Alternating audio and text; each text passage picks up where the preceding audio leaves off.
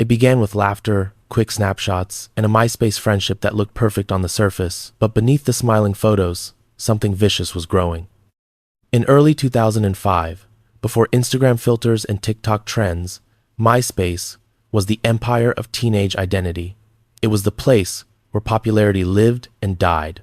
For one, 6-year-old Adrianne Reynolds recently moved from Texas to East Moline, Illinois. MySpace was a fresh start, a chance to belong, to be seen, to finally fit in. And she found her circle, or at least she thought she did.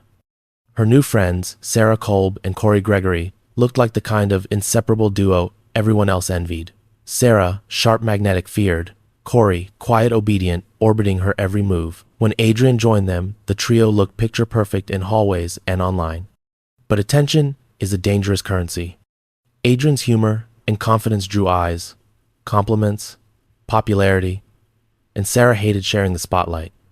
What started as subtle tension became jealousy, then obsession. Friends noticed the cold stares, the snide remarks, the way Corey lingered between them like a rope pulled in two directions. Sarah's anger didn't simmer, it sharpened. On the 21st of January 2005, Sarah suggested skipping school for lunch. They met at Taco Bell, taking photos, laughing three teens, pretending everything was normal. It wasn't. After lunch, Sarah said they should go for a drive. They headed toward the quiet woods of Black Hawk State Historic Site. Adrianne, sitting in the back seat, unaware she was being taken to her death. When the car stopped, Sarah exploded, accusing Adrianne of flirting with Corey, of being fake, of trying to replace her. Adrianne tried to calm her, but Sarah lunged. In seconds, everything turned violent.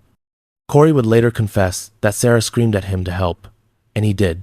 Together, they killed Adrianne, ending her life before she could understand why her friends had turned into executioners. Afterward, Sarah lit a cigarette over Adrianne's lifeless body, cold, expressionless, not a tear, not a shake, only silence. They drove the body to Corey's grandparents' garage and hid it for 2 days. 2 days of watching TV, 2 days of updating MySpace, 2 days of pretending nothing had happened. But secrecy rots fast. By Sunday, they called another teen, Nathan Gaudette, to help them dispose of the body. They attempted to burn it in a remote field. And when that failed, they dismembered the remains and hid them in a manhole at Black Hawk State Park. All while Adrianne's last MySpace post still read hanging with Sarah later. Days later, highway workers discovered burned remains. A confession soon followed. Corey cracked first, fragmented, scared, remorseful. Sarah stayed calm, even smug, shifting her story over and over. One detective said she looked at them like she was the only smart one in the room. In trial, prosecutors painted a chilling portrait. Sarah, the manipulator, hungry for dominance. Corey, the puppet who mistook obedience for loyalty. Both were convicted. Sarah received 48 years. Corey received 45. Nathan served 5 years for helping cover up the crime. For East Moline, the murder felt impossible. A small town shattered, a MySpace page turned into a digital memorial, a reminder that jealousy, pure, senseless jealousy, had taken the life of a girl who only wanted to belong. There was no money involved, no revenge, no rage-filled motive. Just pride, obsession, and a teenage hunger for control, amplified by a screen. And that's what makes Adrianne Reynolds' case so haunting. There is no lesson, no clear reason, just a bright girl swallowed by the darkness of the people she trusted most. It began like a scene from a California summer, warm air, the ocean humming in the distance, eucalyptus leaves shifting in the coastal wind. In Arroyo Grande in 1995, nothing seemed dangerous. Nothing felt capable of horror. And yet, hidden beneath that quiet suburb, 3 teenage boys were building a fantasy dark enough to swallow an innocent girl. Elise Marie Poller, 16 years old, was the kind of teenager people instantly liked. Artistic, bright, funny. She sketched dreamscapes in her notebooks and filled her days with drama club performances. Her laughter softened awkward silences. Her kindness made shy friends feel seen. But that gentleness, combined with her trusting nature, would place her in the path of 3 boys spiraling into obsession. Their names were Jacob Delashmut, Joseph Fiorella, and Royce Casey. 3 misfits who hid behind long hair, black clothes, and high-volume metal music. They called themselves Hatred. a band with no instruments, no songs, just a shared identity they could cling to. For Fiorella, the youngest, the fantasy went further. He devoured stories about satanic rituals. He quoted violent lyrics from Slayer. He began whispering to the others that sacrifice an actual virgin sacrifice could give their imaginary band fame. At first, it was edgy talk, teenage rebellion in the form of dark jokes, but the jokes hardened, and then they became a plan. Elise knew the boys casually through friends. They weren't strangers. They weren't threats. They were just the weird guys who talked too much about music. So when they invited her to hang out on July 22nd, 1995, she said yes. It was a warm summer night, harmless, ordinary. It was supposed to be safe. They met in a eucalyptus grove outside town. The moonlight filtered through the tall trees as they passed. A joint laughed and joked about their imaginary band. Then, the laughter died. Fiorella gave a silent signal. The other two hesitated but followed. The attack struck fast, chaotic, merciless. Elise screamed, but the sound was smothered by the wind and the rustling leaves. When it was over, they left her there in the darkness. No ritual, no ceremony, just ego, just fantasy. Just three teenagers who mistook cruelty for power. For 8 months, Elise's disappearance ripped through Arroyo Grande. Her parents printed posters, pleaded on local news, and kept her bedroom exactly as she left it. Her mother, Leanna, kept setting the dinner table for 4, unable to let go of hope. Meanwhile, the killers returned to the grove. Again and again, to revisit what they had done, to desecrate her body, to relive the power they thought it gave them. Then something broke. Royce Casey, older, quieter, started going to church. The sermons gnawed at him. He couldn't sleep. The guilt festered until one afternoon he walked into a police station and told them everything. He led investigators straight to the grove. There, beneath fallen leaves and sun-dried brush, they found what remained of Elise. The media exploded. National headlines labeled it a satanic murder. Parents across America panicked, terrified of the music their kids listened to. But inside the courtroom, the truth was much simpler and far more devastating. There was no satanic cult. There was no mystical belief.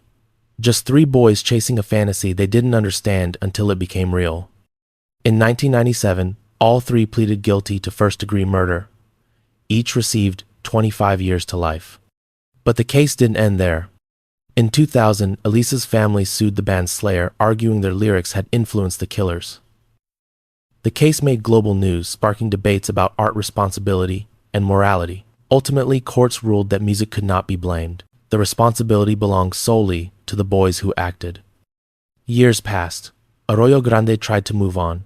But almost 30 years later, the case resurfaced when Casey and DeLashmutt were granted parole in 2025, igniting public outrage as Elise's mother spoke to reporters once again. Forgiveness may come one day. But freedom is not the same as justice. Fiorella remains in prison. Elise Pollar's story is more than a tragic murder. It is a warning, a reminder that real evil often hides behind boredom, ego, and teenage fantasies that go too far. A reminder that sometimes the most dangerous monsters are the ones pretending to be your friends. It started with jokes, with online messages, with the harmless chaos of teenage group chats. But the internet has a way of hiding darkness, of turning whispers into plans, and plans into something irreversible. In March 2010, 8-year-old Kimberly Proctor, a sharp, sarcastic, brilliant girl from Langford, British Columbia, spent her days split between school, anime, and writing stories full of humor and heartbreak. Online, she was even brighter, confident, quick-witted, unfiltered, and that is where she met the boys who would end her life. Their names were Cruz Wellwood, 16, and Cameron Moffat, 17. Both awkward, both isolated, both drifting on the fringe of their high school's social world. But behind their screens, something darker thrived. Cruz was intelligent but disturbed, born into chaos, shaped by a father who was a convicted murderer, numbed by a home life full of fracture. Cameron was quieter, eager to impress, clinging to the one person who paid attention to him. Together, they created a private universe where empathy didn't exist. Their conversations, later recovered by investigators, were chilling. Hundreds of messages, detailed fantasies, blueprints for violence described like a video game. They treated cruelty as a challenge. They treated murder as a story they were co-writing. And the friend they chose as their target was Kimberly. On March 18, 2010, Cruz messaged her to come over. She didn't hesitate. She knew the boys. She trusted them. She'd been to Cruz's house before. Before she left, she texted a friend, "I'll be right back." It was the last message she would ever send. Inside the house, the fantasy became real. The boys restrained her. They sexually assaulted her. They suffocated her with a bag. And when it was over, they placed her in a freezer, coldly, methodically, like another step in the script they had written online. Hours later, they carried her body along the Galloping Goose Trail and set it on fire beneath a pedestrian bridge, watching the flames erase the last pieces of their humanity. By morning, walkers found a burned bag, charred fabric, ashes, and the remains of an 8-year-old girl who trusted the wrong friends.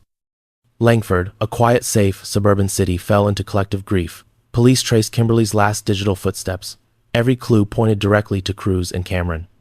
When officers knocked on their doors, the boys looked calm, almost curious, as if waiting to see whether their story would be discovered.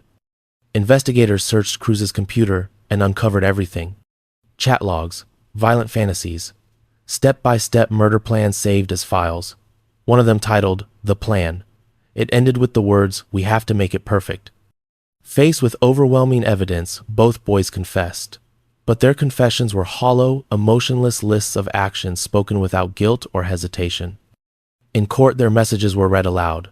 The room fell silent as jurors listened to two teenagers mock life, plan cruelty, and approach murder like entertainment.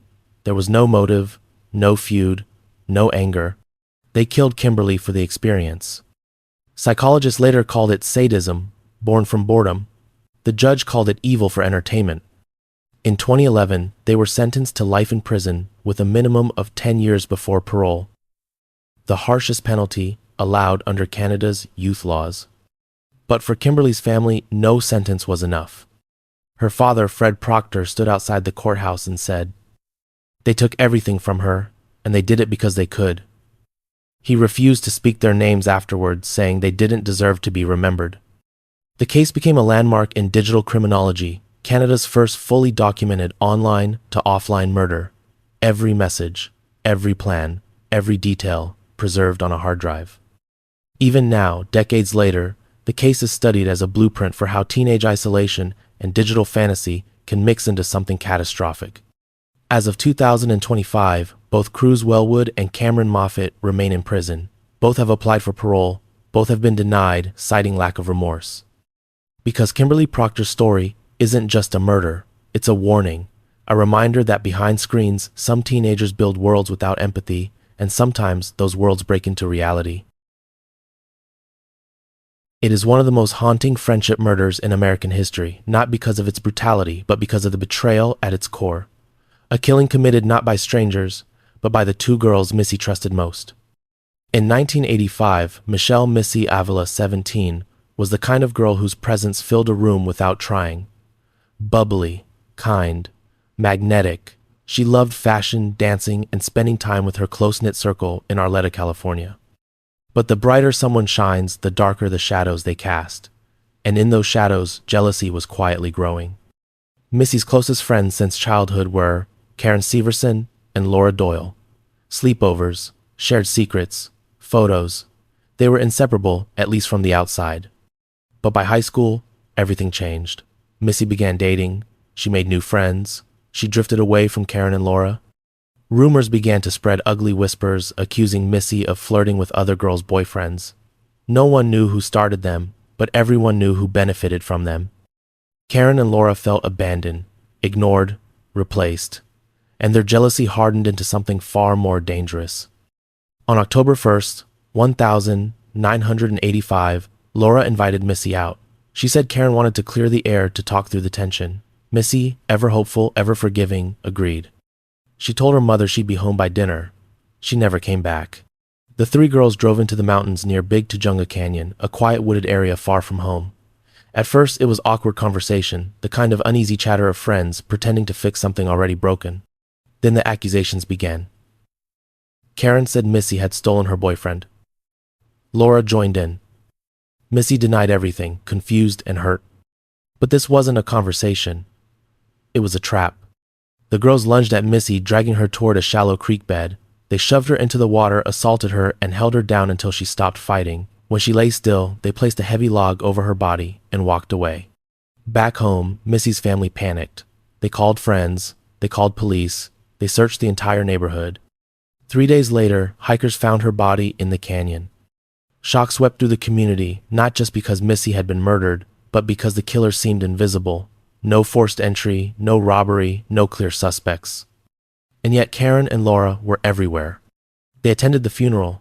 They cried with Missy's mother. Karen even moved into Missy's home, sleeping in the dead girl's bed, wearing her clothes, comforting her grieving mother as if she weren't the one who took her daughter's life. For 6 years, the two girls kept their secret. They smiled through guilt. They mourned publicly while celebrating privately. The betrayal became a cruel performance they played without hesitation. But secrets rot.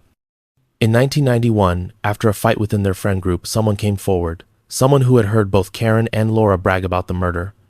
Police reopened the case, and the truth unraveled quickly. Karen Severson and Laura Doyle were arrested and charged with second-degree murder. Their trials captivated California. Prosecutors painted them as jealous, obsessive friends driven by resentment. The defense argued they were immature, reckless, and never meant to kill. But the jury saw through it. Both were found guilty in 1992 and sentenced to 15 years to life. For Missy's mother, Irene Avila, justice wasn't healing, because the deepest wound wasn't the murder, it was the betrayal. Karen had lived in her home, touched her daughter's things, slept in her daughter's room, all while knowing the truth. After serving more than 2 decades, both women were eventually released. But even their freedom came with controversy. Karen began promoting a book about the murder, her side of the story. Missy's family was outraged. And thanks to Irene's relentless campaigning, California passed Missy's law preventing killers from profiting off their crimes through books, films, or interviews. Missy Avila's story endures because it forces us to confront a terrifying truth. Sometimes the people who smile beside you, who hug you, who whisper secrets with you, are the ones who can destroy you. Not every monster hides in the dark. Some sit next to you at lunch, laugh at your jokes, and call themselves your best friend. Some murders feel like explosions, quick, sudden, unpredictable. But others feel like time bombs, ticking quietly beneath the surface of ordinary life. And in the summer of 1993 inches Hollywood, Florida, that time bomb was named Bobby Kent. To the outside world, Bobby and Marty Puccio were best friends. They'd grown up on the same streets, gone to the same schools, spent their entire childhood side by side, two boys inseparable since kindergarten. But inside their friendship lived something darker. Bobby was charismatic, confident, and cruel, the kind of person who could charm adults and terrify his peers. To Marty, he was both friend and tormentor, someone he admired and feared at the same time.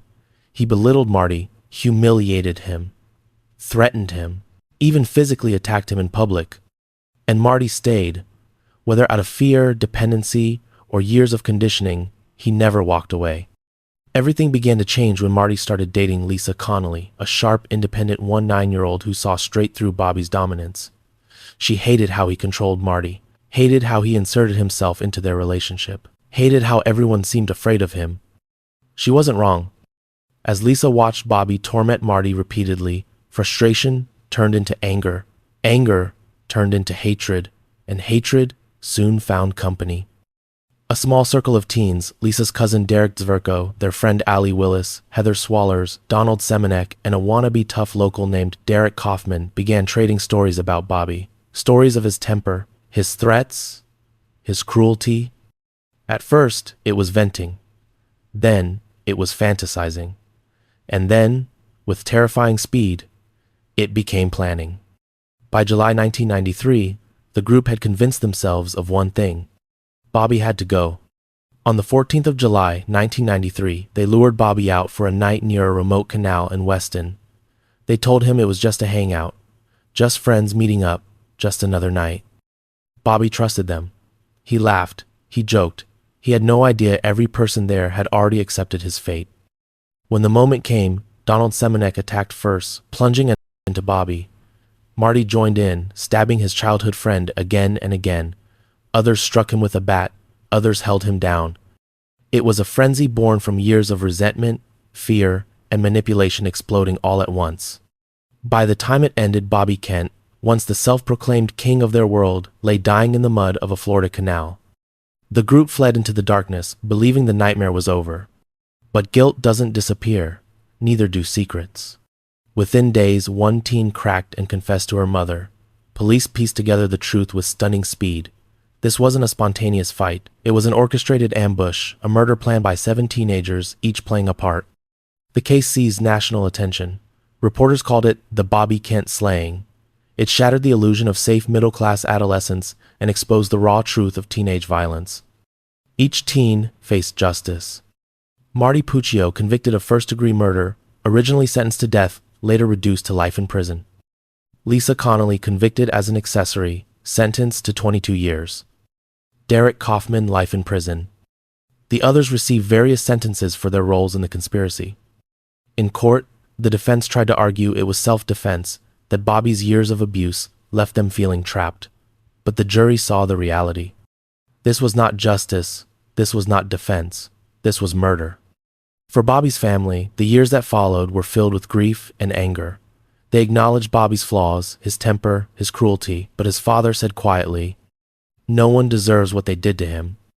And that is the heart of this story, a tragedy without a hero, a death born from fear, hatred, and a group of teenagers who convinced themselves that killing was the only way out. The murder of Bobby Kent remains one of the most disturbing examples of how toxic friendships, manipulation, and mob mentality can twist young minds into believing the unthinkable is justified. Some tragedies begin with love, others begin with heartbreak. But the murder of Seth Jackson, a 17-year-old from Summerfield, Florida, began with something far more dangerous. Jealousy amplified by social media and weaponized by the wrong people. Seth was loud, charming, athletic, the kind of boy who filled a room with energy. He loved dirt bikes, loud music, and making people laugh. But like many teenagers, he stumbled into a relationship that burned too hot to survive. Her name was Amber Wright, 15 years old, pretty, sharp-tongued, rebellious. Their relationship was an emotional roller coaster, breaking up, making up, fighting publicly on Facebook for everyone to see. By spring 2011, the love had curdled into bitterness. Seth accused Amber of cheating. Amber accused him of abuse. Their arguments exploded online, screenshots, comments, threats, fuel for teenage drama that was about to turn lethal. Because Amber had started seeing someone else. Someone older, someone darker, someone possessive enough to see Seth not as a person, but as a target. His name was Michael Bargo, 18.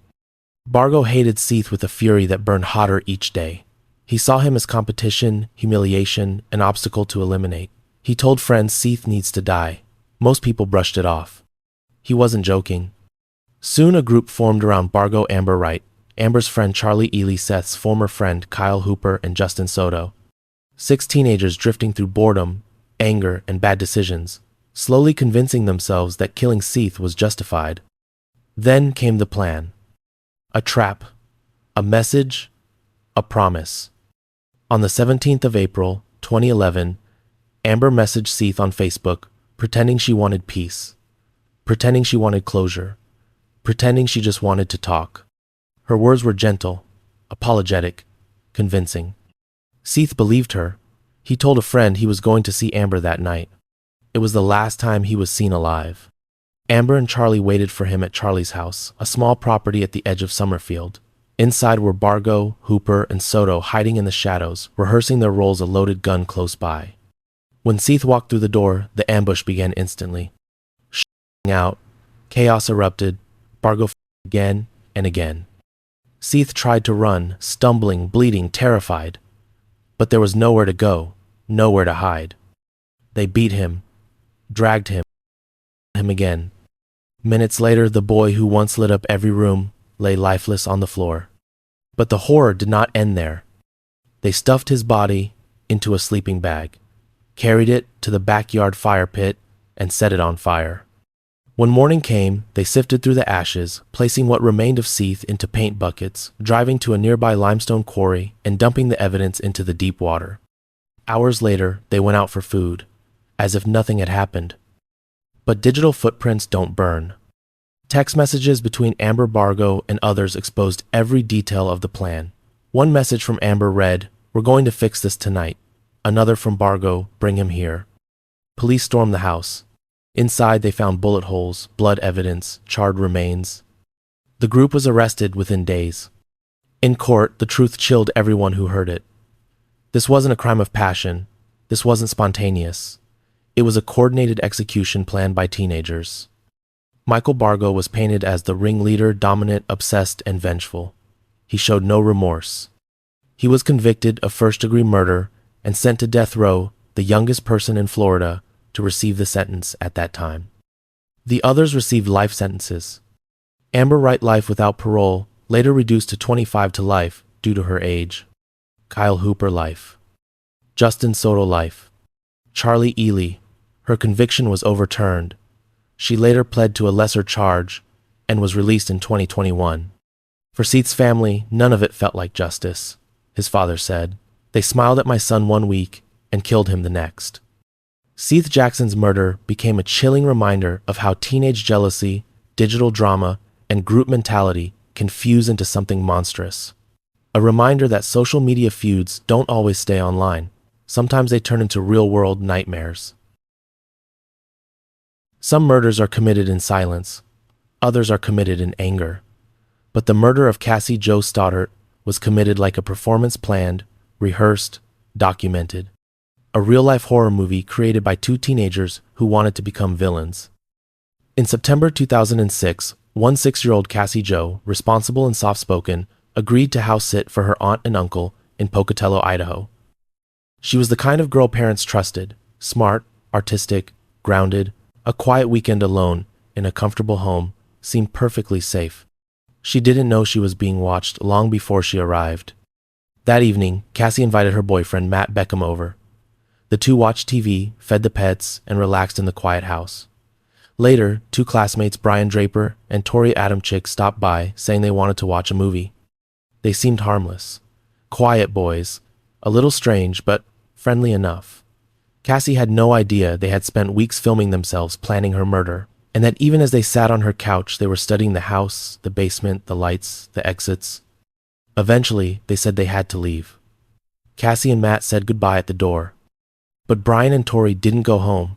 They slipped into the basement, changed into dark clothes and white masks, and waited.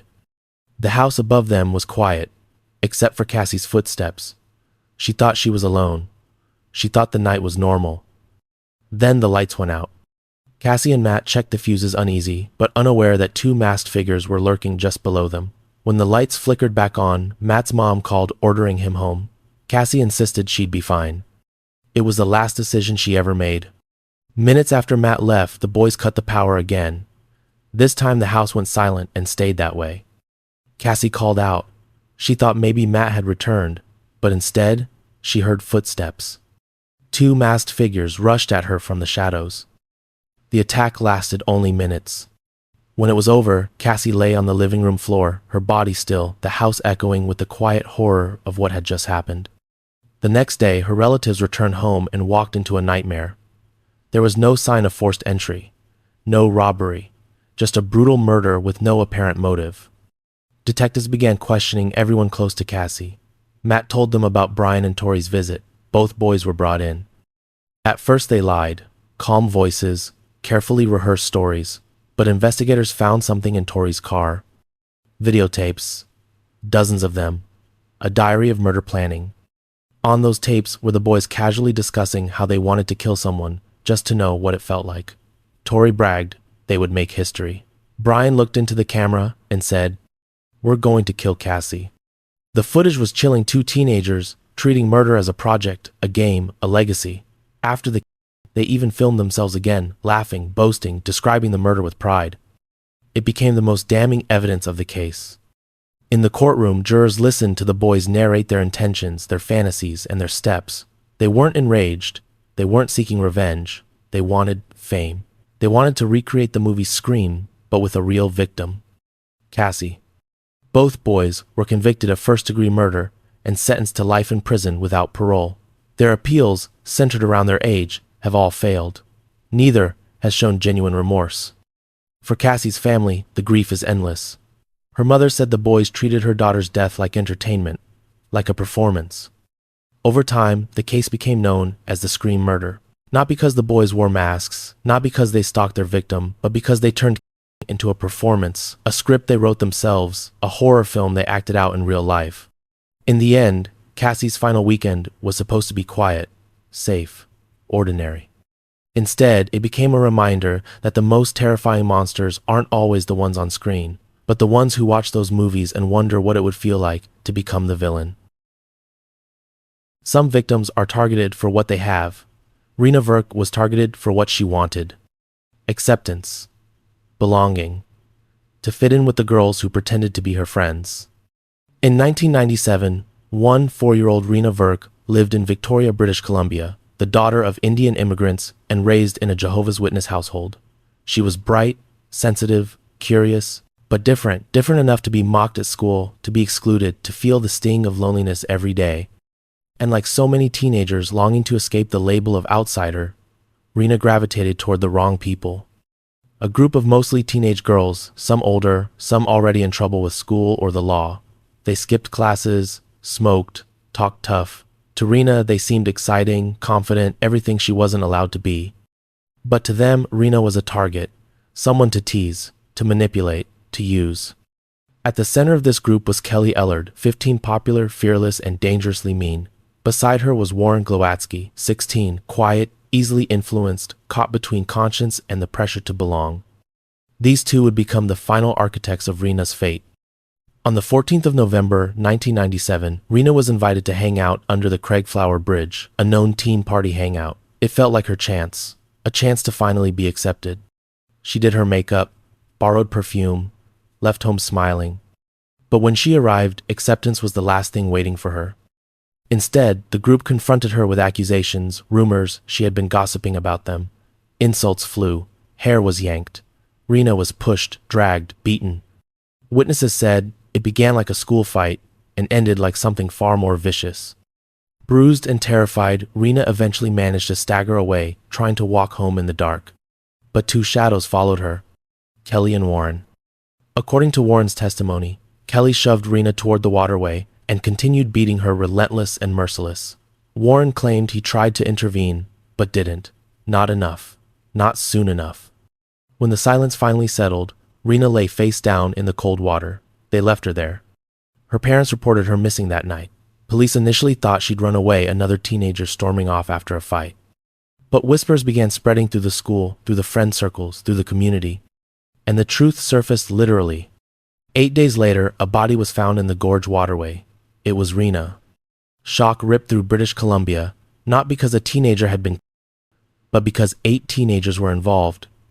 Girls, children, peers. The trial exposed everything: the beatings, the rumors, the cruelty, the mentality of a mob. Warren admitted he held Rena down. Kelly was accused of drowning to silence her forever. In 1999, both were convicted of second-degree murder. Warren Glowatsky received life with no parole for 7 years. Kelly Ellard's conviction was appealed multiple times, but each jury found her guilty again. For Rena's parents, Manjit and Suman Verk justice felt incomplete. Not because the sentences were too light, but because they couldn't understand how children, especially girls, could commit such brutality.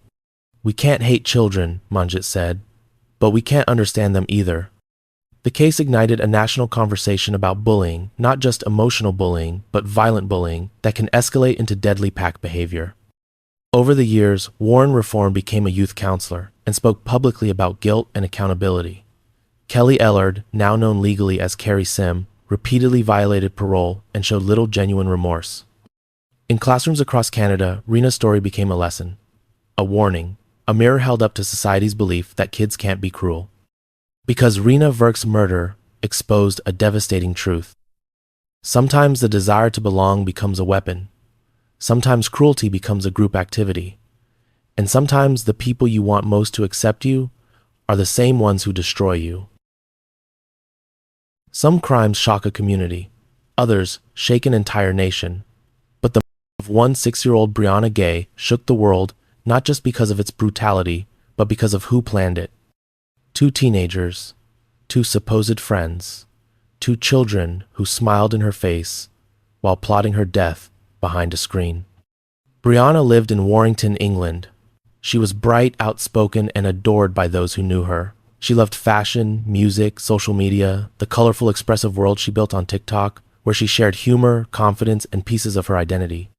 She was proud of who she was, Recently out as transgender, Brianna was flourishing, finally stepping into a version of herself that felt real and alive. And that joy caught the eyes of the wrong people. Two classmates, both just 15 years old later, identified publicly as Scarlett Jenkinson and Eddie Ratcliffe after sentencing, quiet, polite, the type of teens no one would suspect. But beneath their calm exteriors was a hidden world, a world of violent fantasies, handwritten plans, and digital messages soaked in cruelty. Their online chats revealed everything, a shared fascination with torture, with death, with the idea of to feel something. At first it was dark roleplay, but fantasies hardened into plans, and plans hardened into something irreversible. They wrote lists, discussed weapons, chose possible victims. Among the names was Brianna. On the 11th of February 2023, they invited her to meet them at Colcheth Linear Park, a quiet, gray-skied stretch of paths and trees just outside town. A normal hangout, Brianna thought. Nothing unusual, nothing dangerous. She showed up dressed for the weather, chatting, smiling, thinking she was meeting friends. They walked together for a while, talking, laughing, pretending. Then, the switch flipped. Without warning, Scarlett pulled out a knife. Eddie joined in. The attack was fast, frenzied, and relentless. Witnesses later recalled hearing screams, then silence. Brianna was left bleeding on the path, surrounded by winter branches and quiet emptiness. Minutes later, as she lay down, her killers walked away casually, texting each other about what they had just done. A passerby found her body. Paramedics tried to save her. It was too late. At first, police thought it might be a random attack, but digital evidence told the real story. Detectives traced the messages on Snapchat and Discord, detailed planning time schedules, discussions of how to lure Brianna, how to strike, how to make sure she couldn't escape. Scarlett kept a handwritten murder plan list complete with weapons and steps. Eddie kept a digital diary describing his desire to kill. This wasn't impulsive, it wasn't emotional, it was methodical. The arrest came the next day. Even seasoned investigators described the interviews as chilling. The teens showed no remorse, only curiosity about the consequences. The trial exposed the full terrifying truth. Brianna's mother, Esther Gay, sat through every moment, listening to the details of how her daughter's last minutes had been orchestrated by children. In February 2024, the verdict came. Scarlett Jenkinson life, minimum 22 years. Eddie Ratcliffe, life minimum 20 years. They became the youngest defendants in British history to receive such sentences. But beyond the courtroom, the case ignited global discussions about teen violence, online radicalization, and the dark corners of digital spaces where empathy disappears. Experts describe the pair as emotionless, fascinated by harm, trapped in a feedback loop where each encouraged the other's worst impulses. For Esther Gay, grief transformed into purpose. In 2025, she founded a national campaign for stricter online regulation, fighting to ensure no other child falls into the hands of predators who hide in plain sight. Today, Brianna's name stands for more than tragedy. It stands for change, for awareness, for every child who feels different but deserves to feel safe.